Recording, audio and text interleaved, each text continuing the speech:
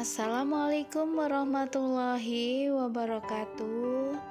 Hari ini kita bertemu lagi untuk belajar bersama tentang kimia. Yang kita bahas pada hari ini yaitu mengenai struktur atom dan sistem periodik unsur. Adapun tujuan pembelajarannya, yang pertama, siswa diharapkan mampu menggambarkan model atom Dalton, Thomson, Rutherford, dan Bohr, serta model atom mekanika kuantum. Yang kedua, siswa diharapkan mampu mendeskripsikan partikel dasar penyusun atom. Secara keseluruhan, materi yang akan kita bahas, yang pertama, teori atom dan perkembangan model atom. Yang kedua, struktur atom. Yang ketiga, tanda atom. Yang keempat, konfigurasi elektron berdasarkan kulit atom. Yang kelima, teori atom mekanika kuantum. Dan yang keenam, sistem periodik unsur, yang sudah kalian awali pada minggu yang lalu dengan belajar menghafalkan unsur-unsur kimia mulai dari golongan 1A sampai dengan 8A. Sejarah teori atom diawali oleh Demokritus, dilanjutkan lagi oleh ilmuwan Dalton, dilanjutkan oleh Thomson, kemudian dilanjutkan oleh Rutherford, sampai akhirnya dilanjutkan oleh Bohr, dan ditemukan sebuah teori atom yang terakhir disebut dengan mekanika kuantum. Tahukah kamu kalau istilah atom pertama kali diperkenalkan oleh Demokritus dan Leucippus sekitar tahun 460 sebelum Masehi? Demokritus dan Leucippus menyatakan bahwa semua materi tersusun dari partikel kecil yang tidak dapat terbagi lagi yang disebut dengan atomos. Jadi atom itu berasal dari kata a yang artinya tidak dan tomos yang artinya dibagi, sehingga dapat didefinisikan bahwa atom itu adalah sesuatu yang tidak dapat dibagi lagi. Selanjutnya adalah teori atom Dalton yang sangat terkenal dengan teori bola pejal. Atom Dalton mengemukakan bahwa unsur terdiri dari partikel kecil dan tidak dapat dibagi lagi yang disebut atom. Jadi Dalton ini meneruskan gagasan ilmuwan pendahulunya yaitu Demokritus yang menyatakan bahwa atom itu adalah sesuatu yang tidak dapat dibagi lagi. Jadi merupakan partikel kecil yang tidak dapat dibagi lagi. Selanjutnya, atom tidak dapat diciptakan dan dimusnahkan. Yang ketiga, atom-atom dari suatu unsur adalah identik, dan yang terakhir adalah senyawa terbentuk dari penggabungan atom dari dua jenis unsur atau lebih. Ingat, di sini yang perlu digarisbawahi adalah bahwa senyawa terbentuk dari penggabungan atom dari dua jenis unsur atau lebih dengan perbandingan tertentu. Teori selanjutnya adalah teori atom Thomson. Jadi Thomson mengawalinya dengan melakukan percobaan dengan sinar katoda. Jadi sinar katoda ini sebenarnya merupakan berkas partikel. Thomson menggunakan tabung sinar katoda khusus dan meletakkan medan listrik dan medan magnet untuk melakukan pengukuran kuantitatif karakteristik sinar katoda. Nah, sampai pada akhirnya di situ percobaan Thomson menghasilkan sebuah partikel yang dinamakan dengan elektron. Jadi elektron ini adalah partikel yang bermuatan negatif. Thomson menyatakan teorinya adalah merupakan teori bola pejal. Jadi atom merupakan bola pejal yang bermuatan positif. Apa artinya bola pejal di sini adalah bola pejal itu padat. Contohnya bisa kalian lihat di bola bekel. Nah, terus yang kedua menyatakan juga bahwa di dalam atom tersebar elektron seperti roti kismis.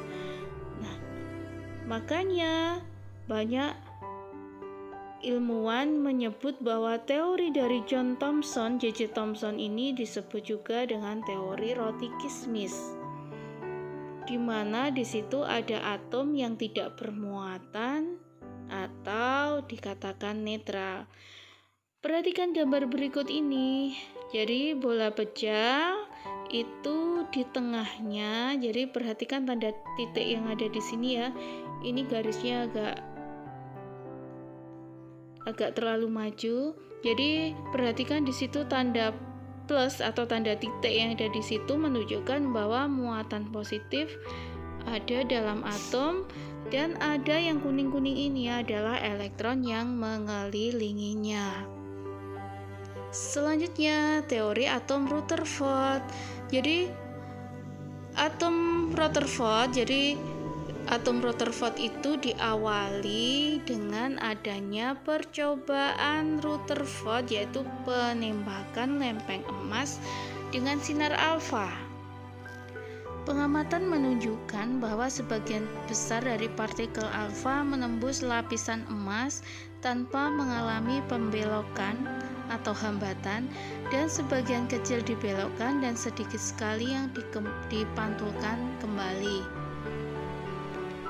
Dari eksperimen Rutherford ini dapat diambil kesimpulan bahwa atom tersusun dari inti atom, yaitu proton dan neutron, bermuatan positif, neutron netral, dan elektron yang bermuatan negatif yang mengelilingi inti. Jadi maksudnya di sini atom itu di pusatnya ada yang namanya inti atom. Perhatikan gambar yang ada di sebelah kanan. Nah, inti atom itu di dalamnya ada proton dan neutron. Protonnya bermuatan positif dan neutronnya netral. Dan yang mengelilinginya di situ, yang ada di orbit atau di lintasan itu adalah elektron yang bermuatan negatif. Selanjutnya, massa dan muatan inti terpusat pada inti atom, dan sebagian besar volume atom merupakan ruang kosong, dan diambil kesimpulan bahwa atom itu bersifat netral. Selanjutnya, perhatikan peta konsep berikut. Jadi struktur atom, atom itu dibagi menjadi dua, yaitu elektron dan inti atom. Jadi inti atom itu terdiri dari proton dan neutron. Atau bisa dikatakan juga, jadi struktur atom itu dibagi menjadi inti atom yang terdiri dari proton dan neutron, dan elektron yang mengelilinginya. Nah, sekarang bagaimana penemuan proton, elektron, dan neutron? Perhatikan gambar selanjutnya. Jadi ini adalah sejarah penemuan proton, elektron, dan neutron. Mulai dari penemuan proton oleh Goldstein, selanjutnya penemuan elektron oleh J.J. Thomson, dan yang terakhir penemuan neutron oleh James Chadwick. Masing-masing mempunyai percobaan yang digunakan untuk membuktikan penemuannya. Jadi untuk Goldstein menemukan proton dan mengambil kesimpulan bahwa proton itu merupakan partikel bermuatan positif. Posisinya di mana? Posisinya tadi ada di dalam inti atom. Selanjutnya, percobaan Eugen Goldstein itu melalui tabung Crookes, dihubungkan dengan sumber arus listrik di bagian belakang katode yang dilubangi, maka akan terbentuk berkas sinar. Selanjutnya, sinar itu disebut sebagai sinar terusan bergerak menuju katode, maka dapat disimpulkan bahwa sinar terusan bermuatan positif. Hal ini dapat membuktikan bahwa setiap materi mengandung proton sebagai salah satu partikel penyusunnya. Selanjutnya, J.J. Thomson, ini yang sudah saya kemukakan tadi di awal, yaitu melalui percobaan tabung sinar katode.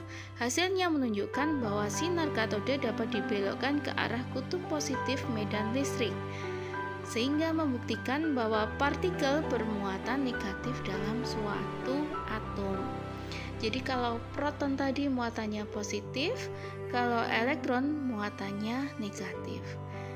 Yang terakhir adalah neutron, partikel yang tidak bermuatan atau dikatakan netral.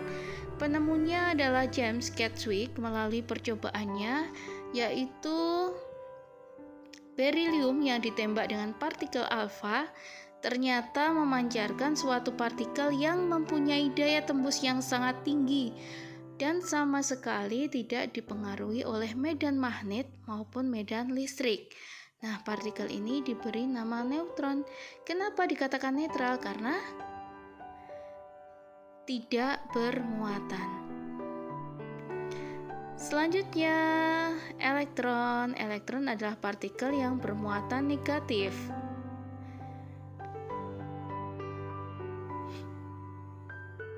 Partikel penyusun atom, jadi dapat kalian simak tabel berikut ini. Untuk elektron, muatannya negatif, penemunya adalah J.J. Thomson. Kemudian proton, muatannya positif, penemunya adalah Goldstein. Dan neutron, netral, penemunya adalah James Chadwick. Cukup sekian untuk materi hari ini. Sampai jumpa di video dan pembelajaran selanjutnya. Wassalamualaikum warahmatullahi wabarakatuh.